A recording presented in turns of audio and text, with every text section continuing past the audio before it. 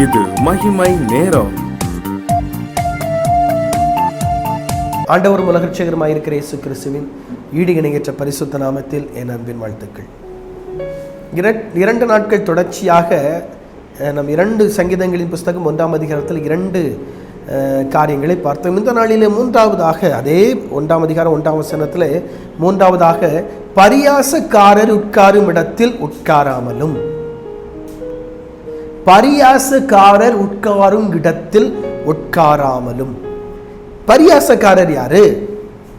அவங்க உட்கார்ந்துருக்க இடத்துல ஏன் உட்காரக்கூடாது? இப்போ பஸ்ஸில் ஒருத்தர் போகிறாரு, அவர் எல்லாரையும் கேலி பண்ணிகிட்டு இருக்காரு, அவர் எல்லாரையும் பரியாசம் பண்ணிக்கிட்டு இருக்காரு. அப்போ அவர் பக்கத்தில் போய் உட்காரலாமா? சீட்டு இல்லையா, அவர் பக்கத்தில் போய் உட்காரலாமா? உட்காரலாம்.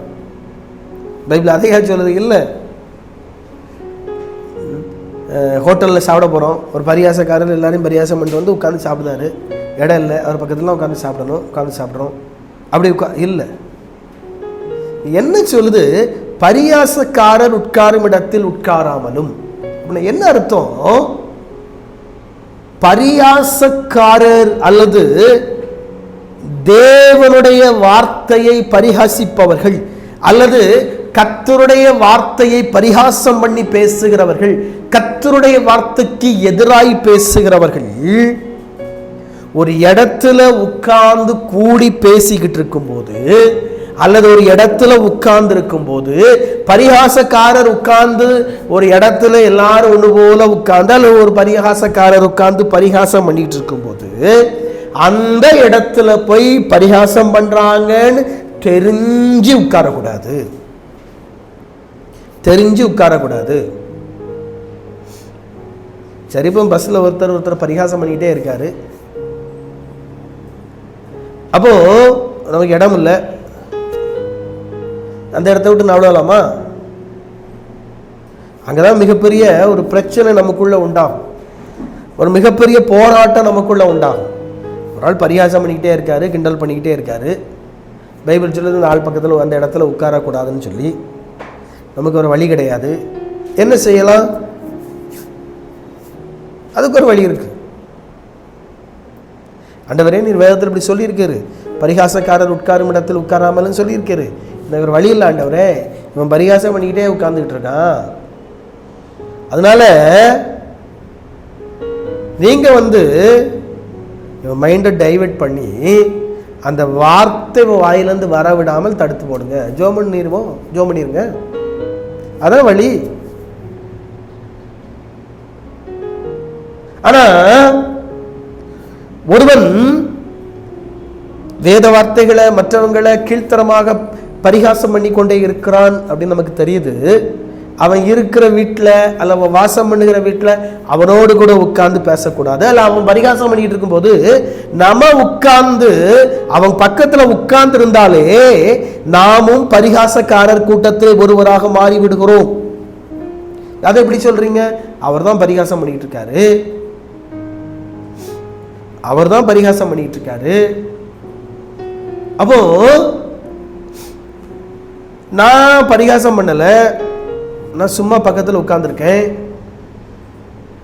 பைபிள் சொல்லுது அந்த இடத்துல உட்காரக்கூடாது, எந்திரிச்சு போயிரு. பரிகாசம் பண்ணிட்டு இருக்காருன்னா எந்திரிச்சு போயிரு, உட்காராத. அந்த இடத்துல உன்னால உட்கார முடியும். எந்திரிச்சு போறதுக்கு வழிகள் இருக்குது, சான்சஸ் இருக்குது, எந்திரிச்சு போயிடலாம். தெரிஞ்சு உட்கார்ந்தால் அது பாவம். தெரிஞ்சு உட்கார்ந்தா ஹிஸ் அகேன்ஸ்ட் இன் பைபிள்.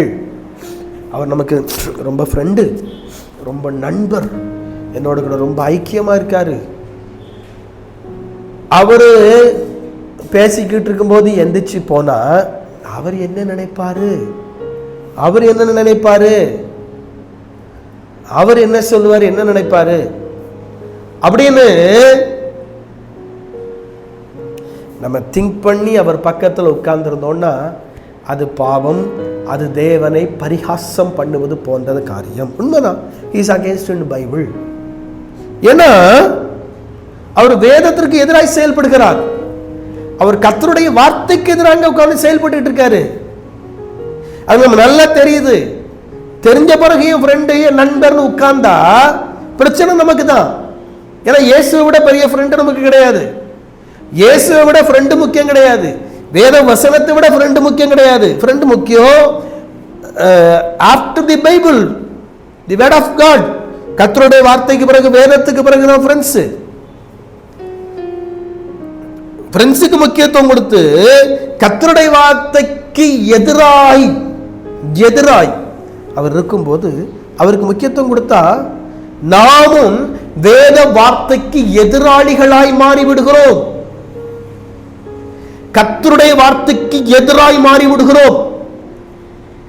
ஆண்டவருடைய வார்த்தைக்கு எதிராய் மாறிவிடுகிறோம். Against in Bible.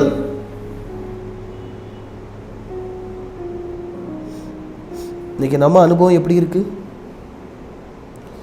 இன்னைக்கு நம்முடைய சூழ்நிலைகள் எப்படி இருக்கிறது? யோசித்து பார்க்கணும். பரிகாசக்காரர் உட்காரும் இடத்துல நம்ம உட்கார்ந்துருக்கோமா? பரிகாசக்காரர் உட்காரும் இடத்துல உட்கார்ந்துருக்கீங்களா? என் ஃப்ரெண்டு, என் சொந்தக்காரன், no, he is against in Bible. கர்த்தருடைய வார்த்தைக்கு எதிராக நீங்கள் செயல்படுகிறீர்கள். இன்னைக்கு ஆண்டவர்கிட்ட பரிபூர்ணமாக உங்களை ஒப்பு கொடுங்க.